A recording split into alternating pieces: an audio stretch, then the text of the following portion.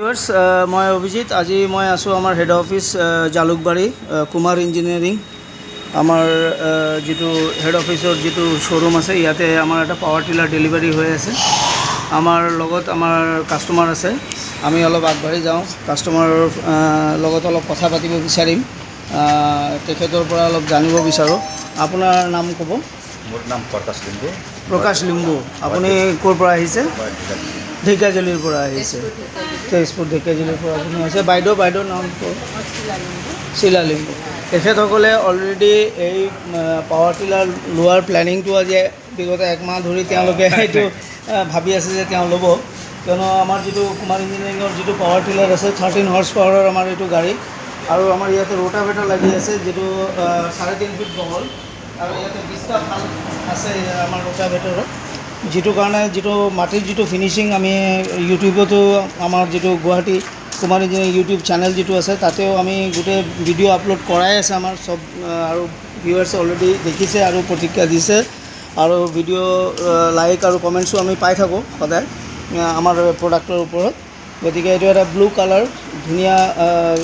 finishing কৰা এটা power tiller আজি তেওঁলোকে ডেলিভাৰী লৈ আছে এটা ধুনীয়া অফাৰত তেওঁলোকে লৈ আছে এনেতো প্ৰাইচ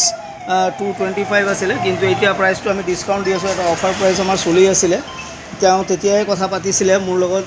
ইউটিউব চেনেল তেওঁ গুৱাহাটীত আপুনি চাইছিলে আমাৰ চেনেলটো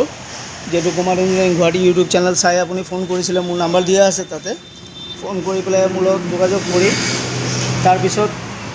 আপোনাক ডবল অফাৰ মই দিছোঁ ইয়াতে একটো আপোনাৰ 1,30,000 টকাত কেছত আপোনাক ডিছকাউণ্টত কৰি দিছোঁ গাড়ী প্লাছ আপোনাৰ গাড়ী মই ইয়াৰ পৰা আপোনাৰ ঘৰলৈকে মই দিম বুলি আপোনাক কথা দিছিলোঁ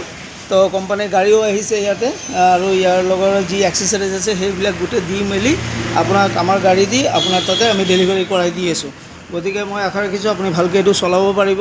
আৰু ধুনীয়াকৈ কৰক কিবা ডিফিকাল্টি পালে চলাওঁতে কিবা অসুবিধা যদি পায় টেকনিক্যালি আমাৰ টেকনিক্যাল টিম আছে ইঞ্জিনিয়াৰ আছে টেকনিচিয়ান আছে তেওঁলোকে আপোনাক গাইড কৰি দিব কিবা হ'লে আমি আপোনাৰ লগত আছোঁ আপুনি টেনশ্যন নল'ব মই আশা কৰোঁ যে আপুনি ভালকৈ কৰক আৰু আমাৰ প্ৰডাক্ট আৰু 2-4জন মানুহকো কওক